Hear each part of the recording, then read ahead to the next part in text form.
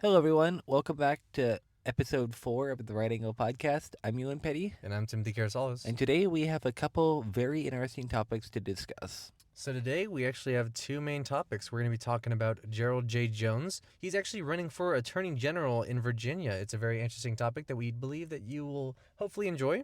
Our next topic, though, is going to be about ICE. There's a bunch of aggression happening towards them in two specific places, and we want to bring these to your attention. We hope you guys enjoy, and we will see you in the episode.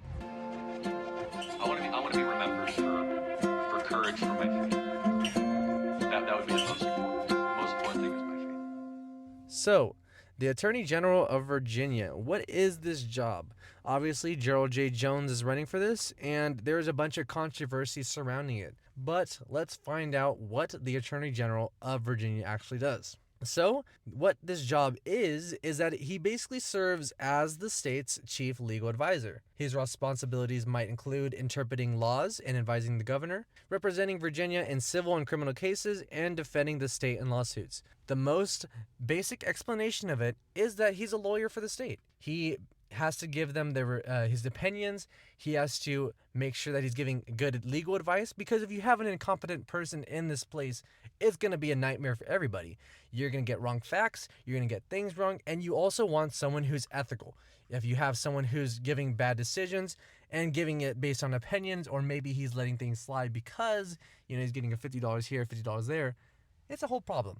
When this man specifically, Gerald Jay Jones, has two scandals following him. And I believe that the most important one right now is offensive text message that was leaked in October of 2025. So this leaked messages goes back to 2022 when it was actually sent, but it was leaked in October 2025, showing Jones sent violent and threatening texts about political figures. Now, specifically, who he talked about was former House Speaker Todd Gilbert. This specific statement that he said was that if he had 2 bullets, he would shoot House Speaker Todd Gilbert instead of Hitler and Pol Pot. Now, I'm going to give you a bit of background of Hitler and Pol Pot.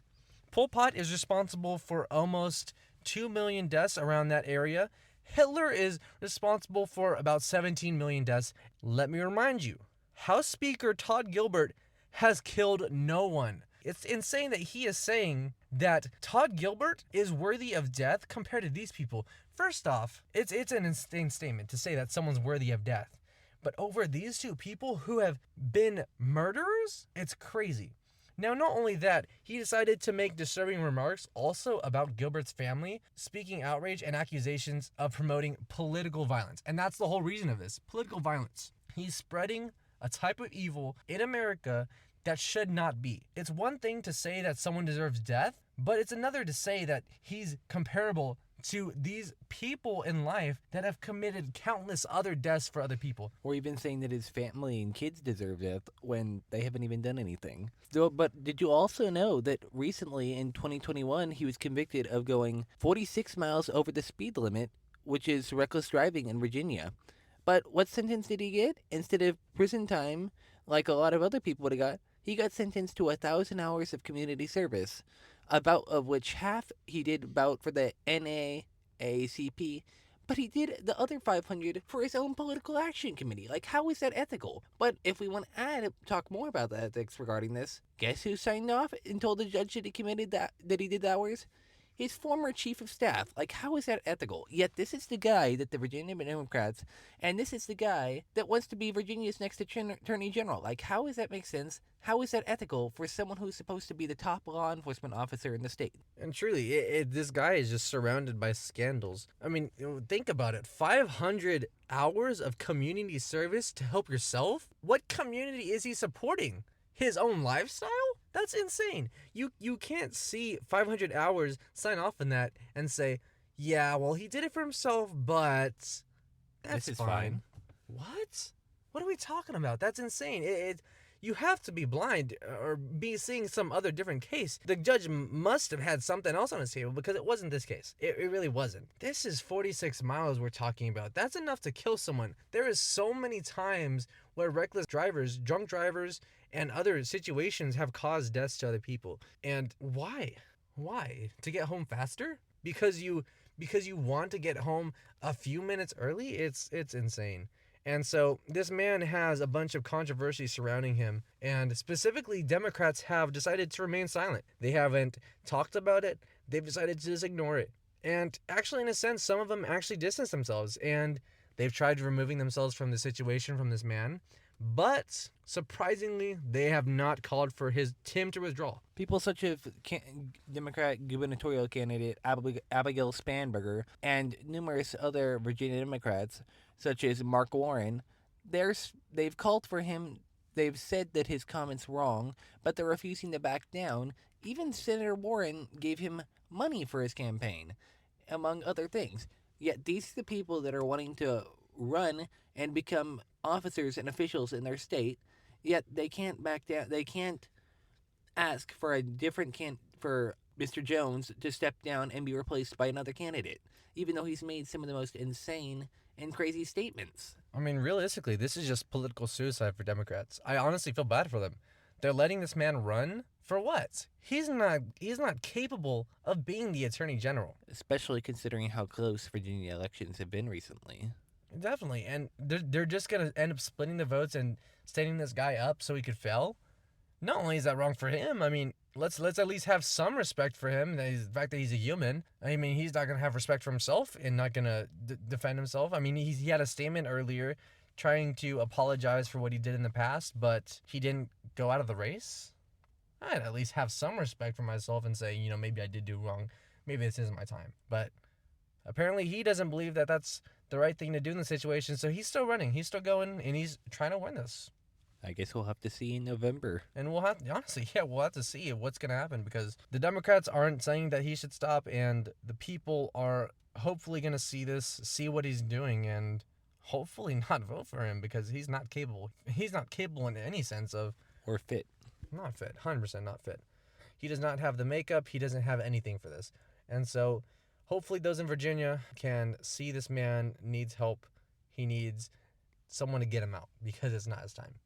And as we close this topic off, any final statements, Ewan? Virginia voters, keep an eye on your ballot and monitor your local politicians in the news regarding Jay Jones. Definitely. Look for a right man to run, and if this isn't the right man, then... Such as a current Attorney General Jason Mieres. Yeah. And if this isn't the right man for you, then vote someone else, because he has scandals behind him. It's trouble. He brings trouble with him. But with that, we'll close that topic off, and we'll get into our next topic of ICE, Immigration and Customs Enforcement. Now, ICE has drama behind it. That's a fact. Trump supported it with his whole heart. He did his best to push that in his campaign. He loves ICE. He loves working with them, and he loves supporting them. But ICE comes with a lot of drama and controversy. A lot of people don't like it. A lot of people fight against it. And now, as of recent, people are actually deciding to go to the extremes. Some people protesting, some people ramming, and that's actually what we have here today. Attempting to kill. Intent to kill, and it's scary. When you're an officer, you especially don't want to be under the line of fire, and now that's what's happening. And so we have two incidents. We have an incident in October 4th, 2025. So Border Patrol agents in Chicago were ambushed by 10 vehicles blocking their movement. Now, they say that they were rammed in by cars, and they could not move their car at all. I mean, especially think about 10 vehicles surrounding you. That's got to be definitely scary, and you must feel, at some sense, that you're just trapped. And so a woman, Marmar Martinez, according to the people, she was excited with a semi-automatic weapon, prompting agents to fire defensively. You have to imagine how stressful that must be for agents and local law enforcement, having to deal with that, the political ramifications of it, local law, but also agency policy. You have to juggle a lot of things when deciding whether it is the right decision to fire defensively at someone to protect yourself. I mean, 100%. Not only you have to think about the shot, you have to think about whether this is the right shot, whether you're in the right, whether you're going to be having your badge taken, whether you're going to be fired for this, because all of these factors in that split amount of time, that's such a small window. A very rough decision. You have to think about it so much in such a little amount of time, because the second you fire that weapon, you now have the everyone questioning you. Especially for a cop, it's scary. You lose your badge for a week. You can't fight. You have to just wait and be questioned, basically. And imagine for a federal officer, you're doing your job and now you're being questioned because you did the thing that saved your life. I mean, it's scary. You have to think about all those factors just because you took one shot. And now that's a bigger issue. Now, specifically, the two people charged were Marimar Martinez and Anthony Lon Santos Ruiz. Now, they were charged with assaulting and impeding federal officers. Now, obviously, Marimar Martinez, she got in trouble for the weapon. Now, Anthony Lon Santos Ruiz, he was in trouble for actually ramming the car. I don't know, obviously, the whole idea of the situation there, but this man was charged with actually ramming the car. So, Ewan, could you give us a bit of insight of why it might be a little bit worse to do this to a federal officer instead of, your local police department? Basically, you could be charged at a higher level with stricter sentencing under federal law, and there's more ramifications. You can't, if you were to do that to say your day-to-day Chicago PD officer, you might get a lighter sentence. But once it's a federal crime dealing with federal personnel, things just got a whole lot rougher based on sentencing guidelines, judges, court systems, etc. Yeah, and I mean, it even goes further than this. I mean, even mailmen. If you steal from a mailman, you're committing a federal crime. And that's a whole different... I mean, imagine you rob someone's mail and now you're going to a federal court because of that. I mean, it's scary. But I mean, you're doing this even worse because you're pulling out a weapon to a federal officer. You're going to be going to jail for a long time, or at the very least, charged very heavily. And that's a huge issue. Now, reports claim, specifically in this situation, that Chicago police dispatchers were told to stand down, allegedly ignoring calls for help. We do have an audio clip, and we will play that right now. And again, per the chief of patrol, we have all the units that, per 999, chief of patrol said all units clear out from there. We're not sending anybody over to that location. All right, and 999, just to confirm, 39th Police in Kedzie, they were saying that they were being surrounded by that large crowd, and they were requesting the police were not sending. I'm waving off all the cars heading to 39th Police in Kedzie. Again, those are the orders we're being given. So as you can hear in this audio clip, they were actually told to not do anything about this. They were told to go away from this. Now, allegedly, they did park a block away, and they did get the people settled down, but they were told to not help? What? That must be super stressful when you're an officer with your duties to protect the people and your local and your fellow law enforcement officers. That has to be super stressful. You want to help them, yet you're being told by your superiors to stay away and not help. It's like stressful. You want to be the man who helps, but you're being told to stay away. I mean, definitely, even in a brother's sense. I mean, you want to help someone who's on the same side as you. I mean, if I was in the army, I'd want to help my brother out. It's not like your local, like your buddy who's on the street with you said no. No, it was the superiors. Even the unions and the officers who were on the street daily are saying, we wanted to help, but higher ups told us we can't. And so we're upset and mad about this. I mean, truly, it's saddening that you can't help your own friend, and now you're scared that they're at the risk of something worse, dying. I mean, it's scary. Not only for the officers because they want to do something, but even the federal agents. I mean, it's a whole scary situation. The Chicago PD Superintendent Larry Snelling, he denied this completely. He said that his officers responded promptly for safety and traffic control. The only problem is we do have the recording that completely says otherwise, whether it was him who made the order or someone else. Completely. I mean, you can't see what his statement about his officers responding promptly and hear this audio recording of being told the absolute opposite. And not have some questions regarding the validity of the chief's statement. Definitely. And I mean, in a sense, it makes you question him. His honesty. And that's a whole different issue of, should we trust him? Should you question him? Should you believe anything he says? And that's where things get a whole lot deeper than just this situation. And maybe there's a deeper sense of why he said no. Maybe it was him, and there is a whole different scandal behind it, but we don't know. The fact is that he says they responded promptly. Maybe in his eyes that is prompt. Maybe in his eyes that them staying a block away and not actually helping the actual scene was helping. That is about the worst definition of prompt I would have ever heard, if that's true. Definitely. And so there's definitely concerns all around. People are saying a bunch of different things. Some people wanted to help, some people couldn't.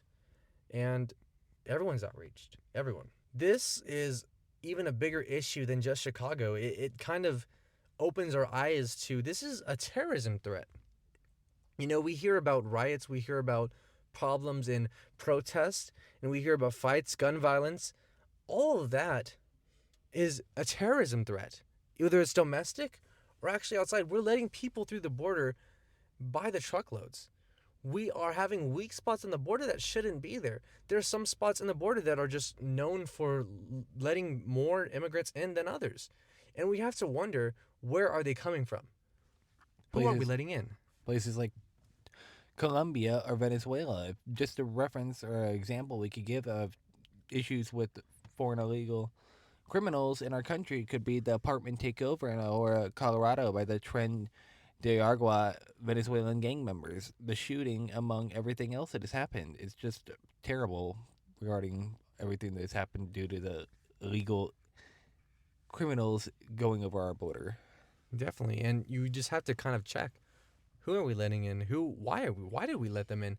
It's a fact that with the Biden administration, over a 2,500% increase in illegal aliens coming in. What? That was only over a 4-year period as well. 4-year period, and we're allowing that many. Trump is cracking down, and people are outraged because of that. And that's what's gonna happen. Is Trump is gonna fight for us? He's gonna fight for the people. And what he campaigned on. Definitely, and this even shows with what we're gonna talk about next. Trump actually asked Illinois and Oregon to send out their National Guard.